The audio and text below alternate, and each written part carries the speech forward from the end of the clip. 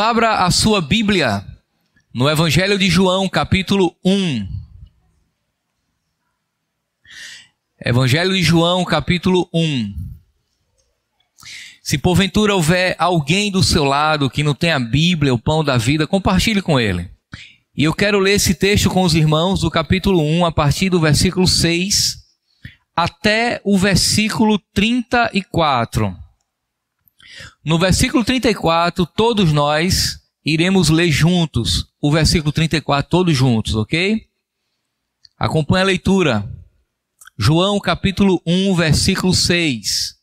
Diz assim a palavra do Senhor. Surgiu um homem enviado por Deus, chamado João. Ele veio como testemunha para testificar acerca da luz, a fim de que por meio dele todos os homens crescem. Ele próprio não era a luz, mas veio como testemunha da luz. Estava chegando ao mundo a verdadeira luz que ilumina todos os homens.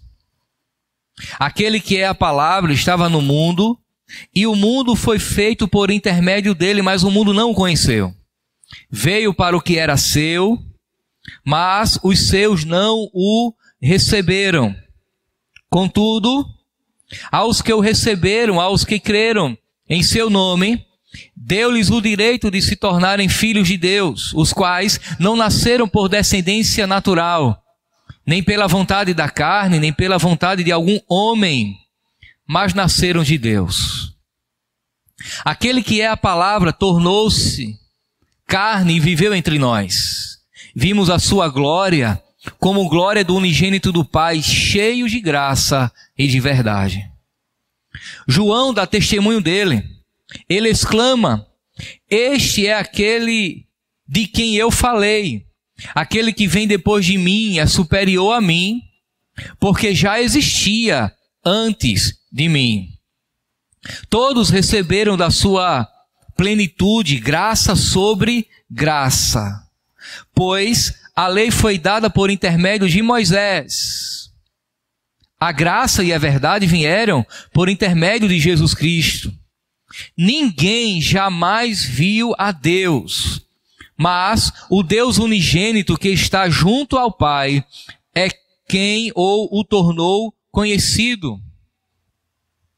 Este foi o testemunho de João quando os judeus de Jerusalém enviaram sacerdotes e levitas para lhes perguntarem quem ele era. Ele confessou e não negou, declarou abertamente: não sou o Cristo. Perguntaram-lhe: então, quem é você? É Elias? Ele disse: não sou. É o profeta? Ele respondeu: não. Finalmente perguntaram: quem é você? Dê-nos uma resposta para que levemos aqueles que nos enviaram. Que diz você acerca de si próprio? João respondeu com aquelas palavras do profeta Isaías, ou com as palavras do profeta Isaías. Eu sou a voz do que clama no deserto. Façam um caminho reto para o Senhor. Alguns fariseus que tinham sido enviados interrogaram-no: então, por que você batiza, se não é o Cristo, nem Elias, nem o profeta? Respondeu João: eu batizo com água, mas entre vocês está alguém que vocês não conhecem.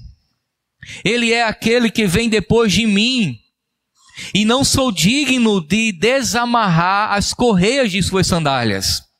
Tudo isso aconteceu em Betânia, do outro lado do Jordão, onde João estava batizando. No dia seguinte, João viu Jesus aproximando-se e disse: vejam, é o Cordeiro de Deus que tira o pecado do mundo. Este é aquele de quem eu me referi quando disse: vem depois de mim um homem que é superior a mim, porque já existia antes de mim. Eu mesmo não o conhecia, mas por isso é que vim batizando com água, para que ele viesse a ser revelado a Israel. Então João deu o seguinte testemunho: eu vi o Espírito descer dos céus como pomba e permanecer sobre ele.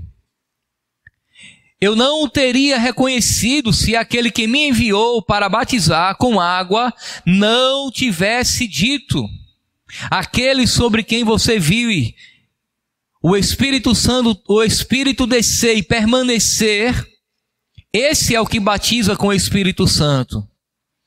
Eu vi e testifico que este é o Filho de Deus. Vamos todos repetir apenas o versículo 34, é o último. Vamos lá no 3. 1, 2, 3.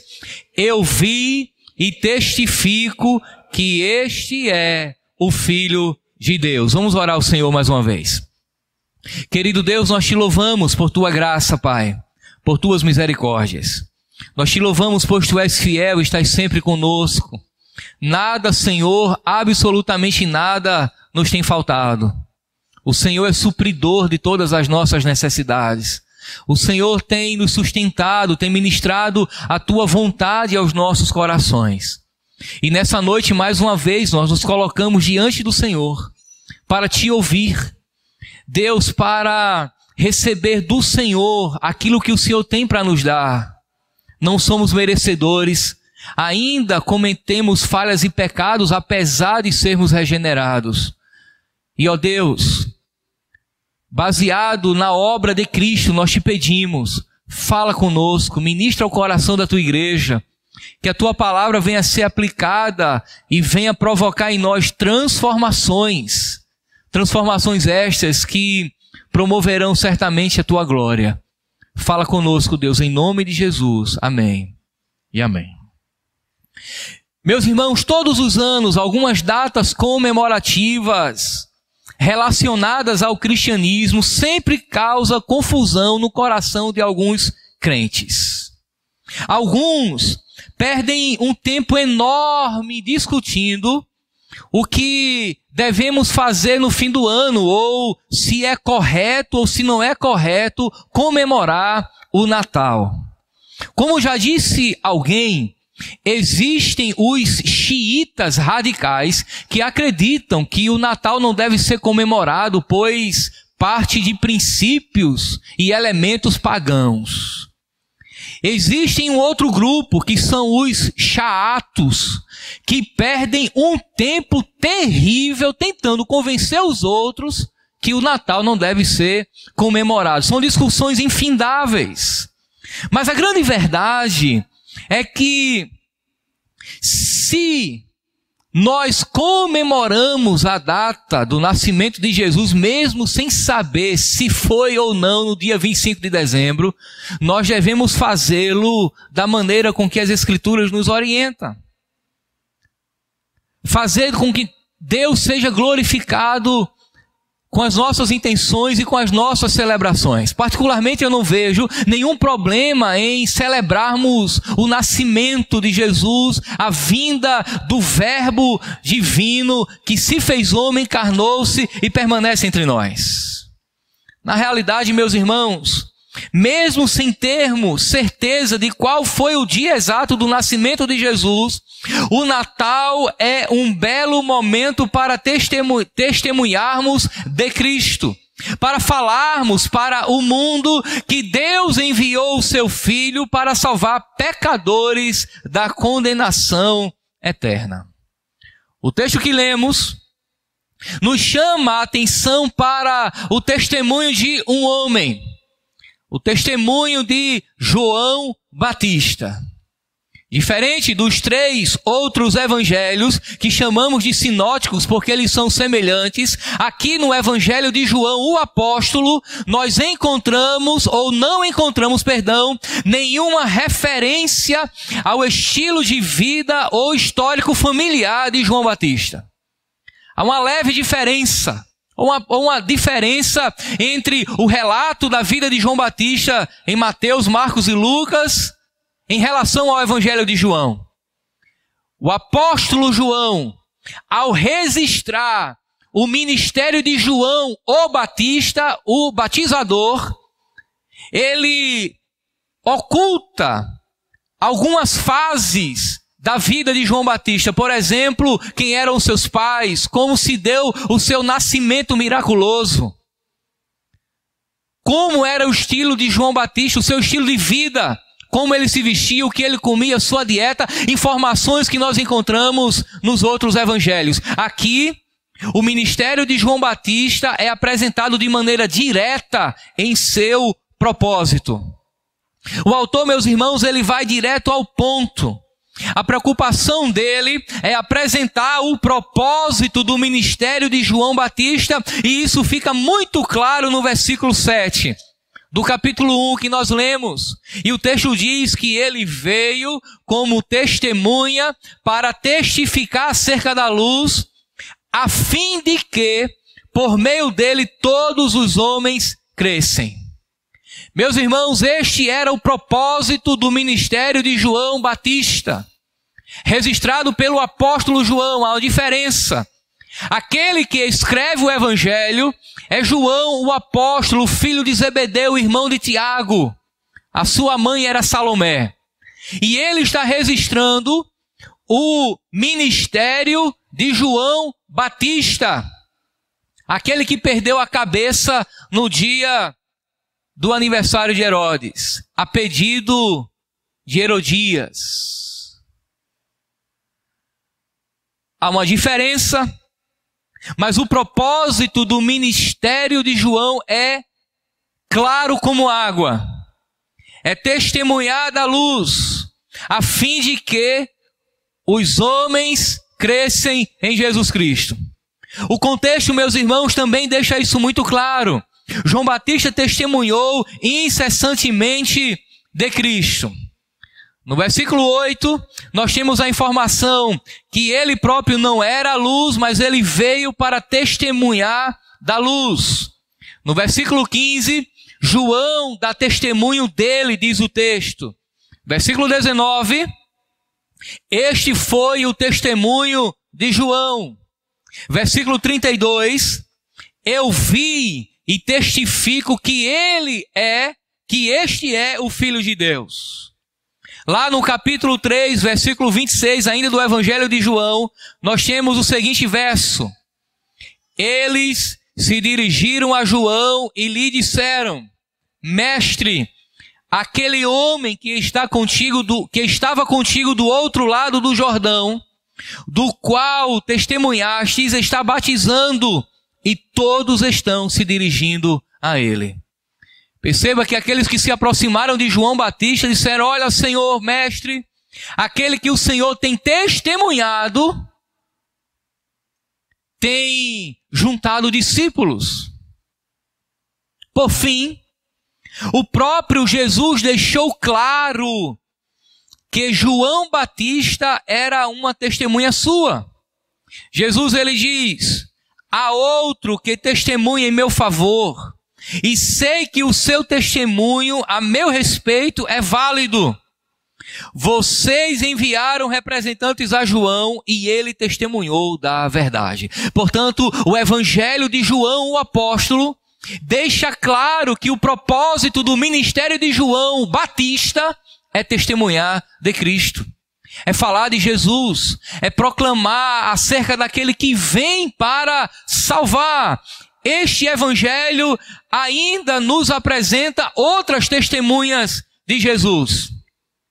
Por exemplo, a mulher samaritana, no capítulo 4, verso 39, diz assim, muitos samaritanos daquela cidade creram nele, ou seja, em Jesus, por causa do seguinte testemunho dado pela mulher. Abre aspas, ele me disse tudo o que tenho feito. Em outras palavras, aquela mulher, chamada de mulher samaritana, testemunhou acerca de Jesus, dizendo, ele é o profeta. As obras de Jesus também testemunhou em favor dele. Capítulo 5, versículo 36, o próprio Jesus diz assim, eu tenho um testemunho maior do que o de João. A própria obra que o Pai me deu para concluir e que estou realizando, testemunha que o Pai me enviou. Jesus está operando sinais, está operando uma obra miraculosa, está dizendo, olha, tudo aquilo que o Pai me deu para realizar, testemunha que de fato eu sou o enviado dele. Mas o próprio Deus testemunha acerca de Jesus. No capítulo 5, verso 37 diz, e o Pai que me enviou, Ele mesmo testemunhou a meu respeito. Vocês nunca ouviram a sua voz, nem viram a sua forma. Jesus está dizendo, o Pai testemunha a meu respeito. Todo o Antigo Testamento testemunha acerca de Jesus. No versículo 39, capítulo 5, ainda do Evangelho de João, diz assim, vocês escutaram cuidadosamente as Escrituras, porque pensam que nelas vocês têm a vida eterna, e são as Escrituras que testificam a meu respeito. Havia uma multidão, e essa multidão também testemunhou acerca de Jesus no capítulo 12, versículo 7. A multidão que estava com ele, quando mandara Lázaro sair do sepulcro e o ressuscitara dos mortos, continuou a espalhar o fato. Jesus ressuscitou Lázaro, e toda a multidão que ali estava e testemunhou aquele fato, se encarregaram de reproduzir aquilo que eles viram e ouviram. Mas ainda não é o bastante. O próprio Espírito Santo e os apóstolos deram testemunho acerca de Jesus. Capítulo 15, versículos 26 e 27 diz assim, quando vier o conselheiro, que eu enviarei a vocês da parte do Pai, o Espírito Santo da verdade, que provém do Pai, ele testemunhará a meu respeito. E vocês também testemunharão, pois estão comigo desde o princípio. Perceba que as palavras de Jesus agora dizendo, olha, quando o Espírito Santo for derramado sobre vocês, o Espírito Santo da verdade, o conselheiro, ele dará testemunho a meu respeito. E vocês também testemunharão, porque vocês estão comigo desde o começo, de maneira, meus irmãos, que tanto João Batista quanto os apóstolos foram enviados para testemunhar de Cristo para a salvação de pecadores. Sendo assim, a grande verdade nessa noite é que João Batista, os apóstolos e até o próprio Deus é testemunha de Cristo. E se eles testemunham, nós também devemos ser testemunhas de Cristo no mundo que perece. Agora, a pergunta que cabe aqui é, você se considera uma fiel testemunha de Cristo? Você vive como uma testemunha de Cristo? Você exerce seu profetismo declarando que Ele é o Salvador do mundo? Meus irmãos, nós fomos chamados para a salvação, mas nós também fomos enviados para testemunhar desta salvação para o mundo que vive em trevas. Essa é a tarefa da igreja.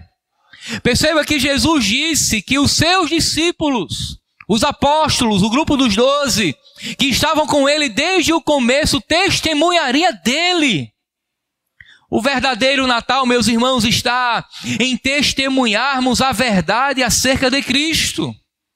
No mundo, as pessoas são diariamente desviadas do verdadeiro Natal, que se comemora apenas em uma data, um dia no ano, mas que deveria ser lembrado todos os dias.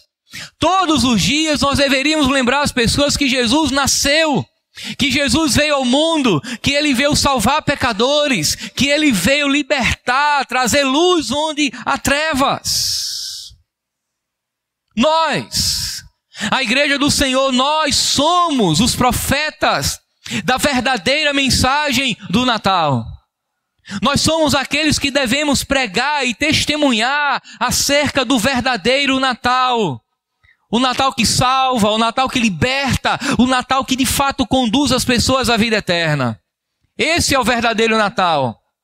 Jesus é a verdadeira luz que ilumina todos os homens, conforme aqui registrado no Evangelho de João. Há uma outra pergunta agora que cabe de maneira introdutória. Quais são os elementos que compõem o ministério ou o testemunho de João Batista? Essa pergunta, eu quero lhes apresentar duas respostas. Em primeiro lugar, João Batista testemunha da superioridade de Cristo. Acompanhe mais uma vez o versículo 15. João dá testemunho dele. Ele exclama: este é aquele de quem eu falei. Aquele que vem depois de mim é superior a mim, porque já existia antes de mim. A superioridade de Cristo no testemunho de João Batista fica claro com a apresentação da pré-existência de Jesus. João, o apóstolo, o escritor do livro, diz que Jesus é o verbo que estava desde o início da criação com Deus. Isso fica claro no contexto, nos versos de 1 a 5, quando João ele diz que Jesus é o verbo que estava com Deus. No início da criação, quando nada havia, ali estava Jesus junto com o Pai, junto com o Espírito Santo, trazendo tudo à existência.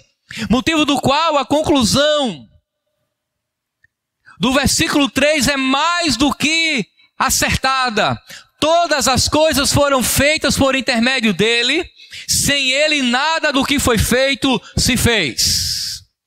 João, o apóstolo, coloca Jesus na eternidade e João, o Batista, corrobora, concorda com essa realidade em Cristo. João Batista compreende isso quando afirma algo semelhante no versículo 15.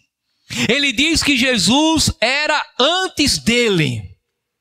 Quando ele diz que Jesus existia antes de mim, ele está colocando Jesus fora do tempo dos homens.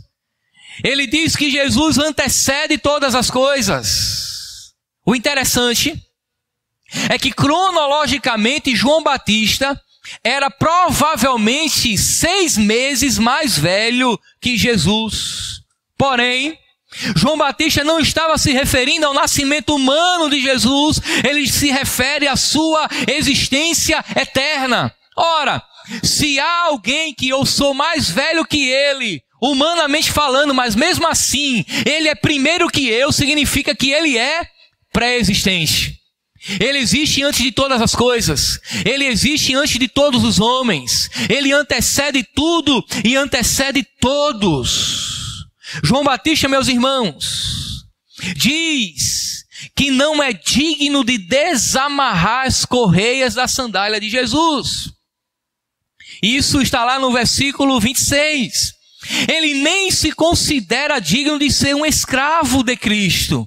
Você sabe que na casa de um judeu, o escravo mais simples, mais comum, era quem amarrava e desamarrava as sandálias do seu Senhor. E quando João Batista diz, olha, aquele que vem é maior do que eu, e eu não sou digno nem de desatar ou de amarrar as suas sandálias, ele está dizendo, ele é tão mais do que eu, ele é tão além de mim, que eu não sou digno nem de ser um simples escravo em sua casa. Sendo assim, João Batista está elevando a pessoa de Cristo. Ele está apresentando a superioridade de Cristo.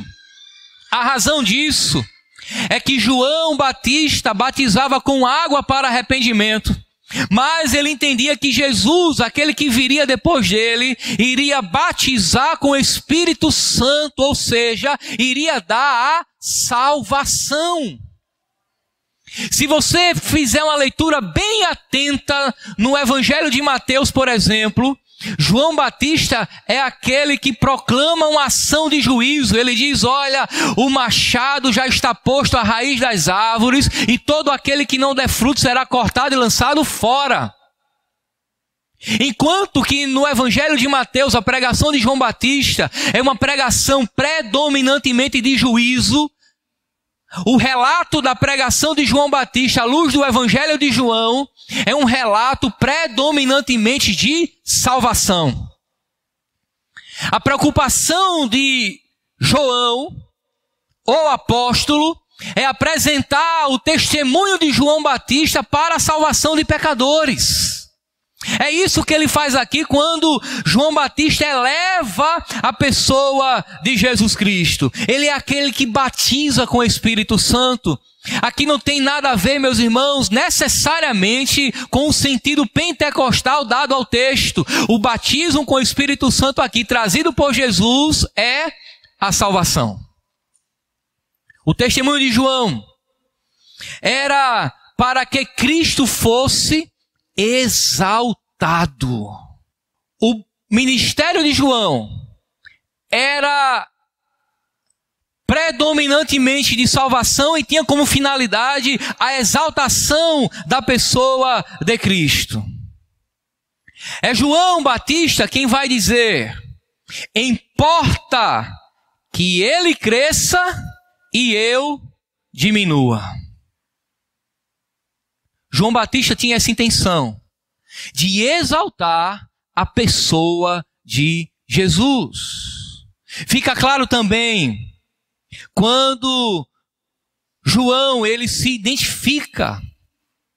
Aqueles que o interrogaram lá no capítulo 1, e lhes perguntaram se ele era o apóstolo, se ele era o profeta, se ele era Elias, ou se ele era o próprio Cristo. Ele diz: não, eu sou a voz do que clama no deserto.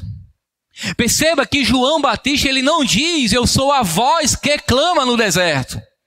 Ele diz: eu sou a voz do que clama no deserto. De acordo com Isaías capítulo 40, verso 3, é Deus quem está clamando no deserto, convocando o seu povo de volta para ele por meio do arrependimento. João é o profeta que revela a vontade de Deus, que todos se arrependam. Mas para isso, ele não pode ser mais do que a mensagem que ele proclama. Perceba, em todo o tempo no testemunho de João Batista, ele está elevando a pessoa de Cristo. E quando perguntaram se ele era Elias, quando perguntaram se ele era o profeta prometido, ou o próprio Cristo, ele disse: não, não sou. Eu sou a voz do que clama. Eu sou uma voz errante no deserto, chamando o povo ao arrependimento. Meus irmãos, o testemunho de João é apresentar Cristo, e ele não é maior do que a mensagem que ele proclama. A mensagem é maior que o mensageiro. O mensageiro é apenas o instrumento, a ferramenta usada por Deus para a salvação, por meio do poder do evangelho anunciado. Se anunciamos um evangelho que é Cristo, ele é quem deve estar em evidência, não nós. O pregador, o missionário, o mestre, o crente comum da igreja deve testemunhar sempre escondido por trás da cruz. O testemunho do evangelho é para exaltar o próprio evangelho, o próprio Deus, o próprio Cristo, e todos aqueles que proclamam devem esconder-se por trás da cruz do evangelho. Infelizmente, irmãos, vivemos dias de culto à personalidade. Homens que pregam o evangelho para a promoção de si mesmo e não para promover a glória de Cristo. Crentes que compartilham bênçãos ou para dizer o quanto são abençoados e não o quanto Cristo os abençoou. Igrejas que são conhecidas por sua opulência, riqueza, eventos e por seus membros socialmente ilustres, mas não pelo Cristo que servem. Os judeus perguntaram se João Batista era Elias. Perguntaram se ele era o profeta prometido, perguntaram se ele era o próprio Cristo. Ele respondeu: não, não sou. Eu sou apenas um errante no deserto, chamando o povo ao arrependimento e à fé naquele que vem, que é maior do que eu. Amada igreja, a pessoa e o ministério de João Batista promovia o grande profeta Jesus Cristo, a profecia de Deus encarnada. Você se esforça para Cristo aparecer mais do que você? Há um esforço no seu coração para que Cristo apareça mais do que você? Importa que ele cresça e que você diminua? Quando você troca o carro, compra uma casa, é promovido no trabalho, quem aparece mais? Você ou Cristo? Quando você vai à universidade, à praia, às reuniões de família, aos encontros com os amigos no shopping center, ao banco, ao médico fazer uma consulta, quem aparece mais? Você ou Cristo? Quando você assiste Netflix, navega na internet, escuta uma música, compra e veste uma roupa nova, quem aparece mais em seu testemunho? Você ou Jesus Cristo? Na minha e na sua vida, meus irmãos, só importa uma coisa: que ele cresça e que nós diminuamos. Mas há uma segunda verdade aqui. João Batista testemunha do poder de Jesus para salvar pecadores. Verso 28. No dia seguinte, João viu Jesus aproximando-se e disse: vejam, eis o Cordeiro de Deus, que tira o pecado do mundo. Estando nas margens do Jordão, João Batista identifica Jesus como o Cordeiro. Como o Cordeiro, meus irmãos, que tira o pecado do mundo. Esse evento acontece logo no dia seguinte. No dia seguinte da entrevista dos judeus. É o contexto remoto que vai dos versos 19 ao 28. É quando os judeus, lá de Jerusalém, sacerdotes e levitas, interrogam João Batista acerca de quem ele é. E ele deixa claro: não sou o Cristo. O texto nos dá uma identificação temporal, quando diz no verso 29, no dia seguinte, João viu Jesus aproximando-se e disse. Aí nós temos o célebre texto: eis o Cordeiro de Deus que tira o pecado do mundo. João Batista, ele é um profeta ainda do Antigo Testamento. E quando ele diz que é Jesus quem tira o pecado do mundo, ele tem em mente todo o cerimonial levítico do Antigo Testamento, de animais que eram frequentemente sacrificados para serem recebidos por Deus e o povo ter os seus pecados perdoados. Ele faz uma associação correta, porque aqueles animais do Antigo Testamento apontavam para um sacrifício perfeito. Apontava para o sacrifício perfeito, e o sacrifício perfeito vai acontecer e aconteceu na pessoa de Cristo, o Cordeiro que foi morto, o Cordeiro perfeito, sem mancha, sem mácula, sem defeitos, e foi morto em nosso favor, para perdão dos nossos pecados.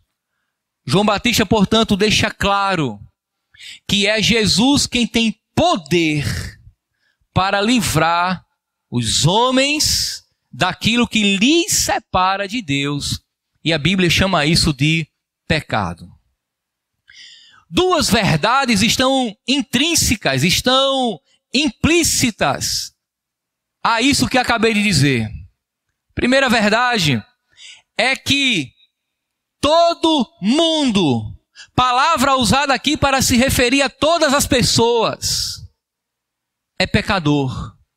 Todo mundo é um pecador. Todos pecaram.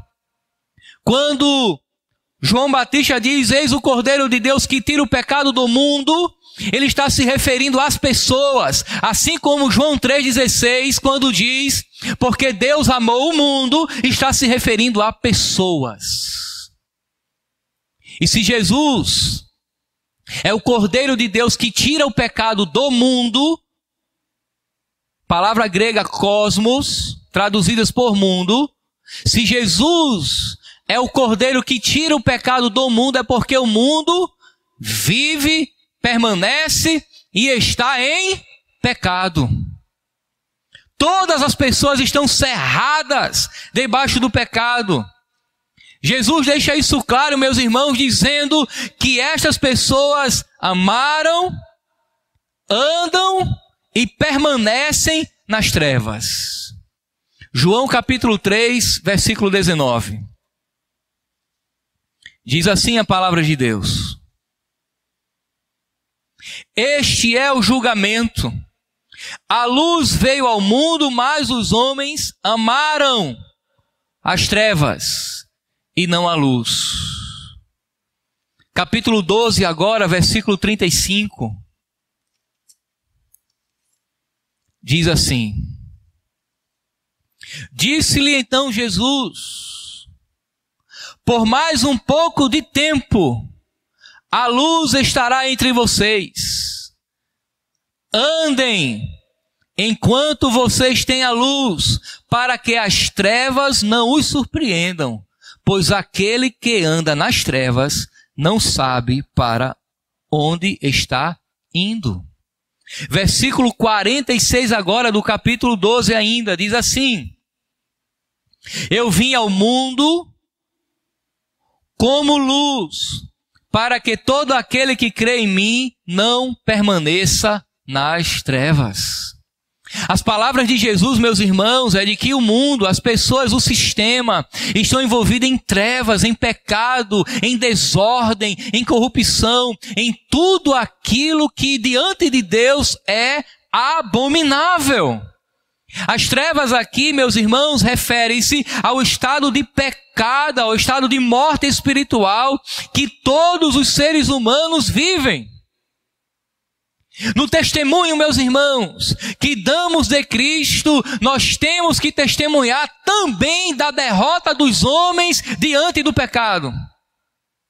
Todos os seres humanos amam, andam e permanecem em trevas. É necessário que antes das boas novas do Evangelho, a má notícia seja dada. E a má notícia é que todos nós pecamos, caímos, estamos distantes de Deus. A má notícia é que se Cristo não iluminar a mente do pecador, o final é condenação, trevas, e isso eternamente. O testemunho de Cristo também é o testemunho da condição moral, espiritual do coração de todos os seres humanos, e no que diz respeito ao pecado, não há um que escape. Foi o apóstolo Paulo quem diz que todos pecaram e estão destituídos da glória de Deus. Essa é uma verdade. Mas há uma segunda verdade, é que Jesus, ele é a luz que ilumina as trevas. No capítulo 1, versículo 4 e 5 diz assim: nele estava a vida, e esta era a luz dos homens. A luz brilha nas trevas, e as trevas não a derrotaram. Versículo 7, vale a pena repetir.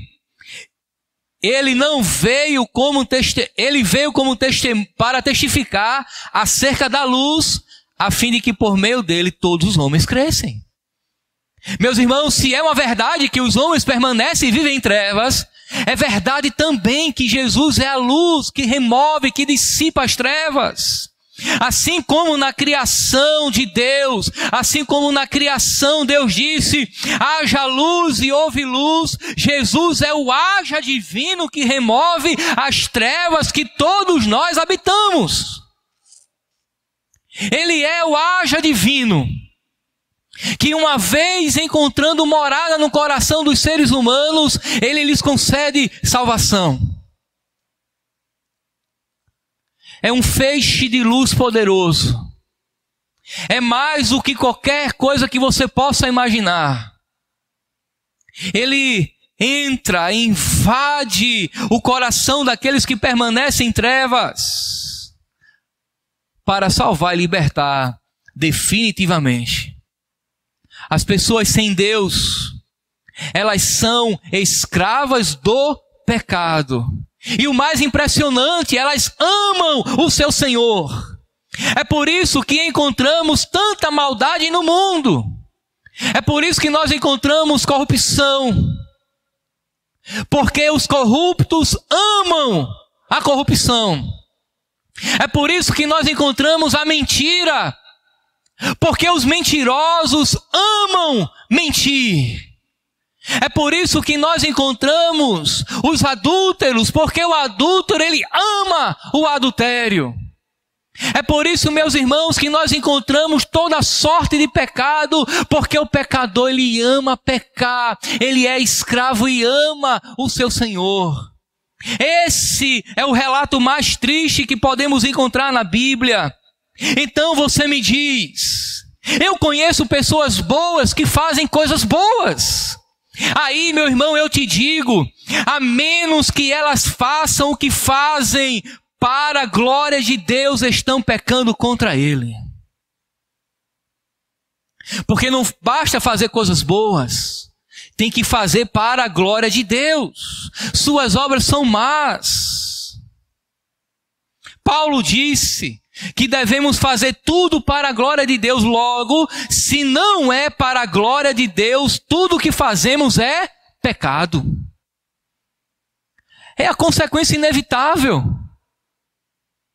Uma pessoa, ela pode dar esmolas, ajudar o pobre, fazer caridade, por exemplo. Mas se ela não faz para a glória de Deus, pecado. Quer comais, quer bebais, ou façais qualquer uma outra coisa, fazei tudo para a glória de Deus. E a menos que essas pessoas façam o que fazem para a glória de Deus, estão pecando contra Ele. Você faz ideia? Você já parou para imaginar os hipócritas dos programas de televisão dos domingos à tarde, levando drogados para a casa de reabilitação, reformando casas, organizando coisas, dando emprego, cursos, e no intervalo procurando saber, e a audiência? A não ser que seja para a glória de Deus, ele não recebe e ainda considera pecado grave diante de si mesmo. Mas quando Cristo nos ilumina, nós amamos a glória de Deus, andamos para a glória de Deus e a glória de Deus permanece em nós. Meus irmãos, só há verdadeira salvação quando Cristo dissipa as trevas que vivemos. É disso que temos que testemunhar para o mundo que vive em trevas. Não há o que testemunhar. Você pode até testemunhar de coisas, mas deve ser de coisas que Deus fez por você, para que vejam as vossas boas obras e glorifiquem ao vosso Pai que está nos céus. Foi o que Jesus falou no Evangelho de Mateus, capítulo 5. João Batista, portanto, conclui o versículo 34, afirmando que Jesus é o Filho de Deus. Ele testemunha o Espírito Santo vir sobre Jesus, e este era o sinal de Deus para que ele soubesse quem é o Cristo, o Messias, o profeta prometido. Voltando para o que dissemos no começo, celebrar e testemunhar da vinda de Jesus é celebrar o verdadeiro Natal. Você quer celebrar um verdadeiro Natal? Você quer ter uma verdadeira celebração? Você tem que celebrar a vinda de Cristo. As ruas da nossa cidade, elas estão maravilhosamente iluminadas. Mas essa iluminação, meus irmãos, ela não pode iluminar a alma e o coração daqueles que estão em trevas. Elas podem, no máximo, iluminar as ruas, nos dar um bom senso de direção. Elas podem arrebatar a nossa alma, pois Deus nos criou para contemplar o belo, mas elas não podem produzir absolutamente nada em nós com efeitos eternos. Elas não podem dissipar as trevas que vivem os pecadores. Por fim, você que aqui nesta noite é cristão, você que é verdadeiramente cristão, se você quiser dar um verdadeiro presente de Natal para alguém, testemunho de Cristo. Se você está aqui nesta noite e ainda não teve essa experiência de salvação e quer um verdadeiro presente de Natal, receba a Cristo como seu Salvador. Porque como já disse aqui várias vezes e repetindo o John Piper, Deus é a maior dádiva de si mesmo. E quando Ele resolveu dar alguma coisa aos homens, Ele resolveu dar Ele mesmo, Jesus Cristo, seu Filho, para a salvação de todo aquele que nele crê. Que Deus possa, meus irmãos, nos abençoar e conceder-nos luz onde há trevas, para a glória dele. Vamos ficar de pé? Vamos orar ao Senhor.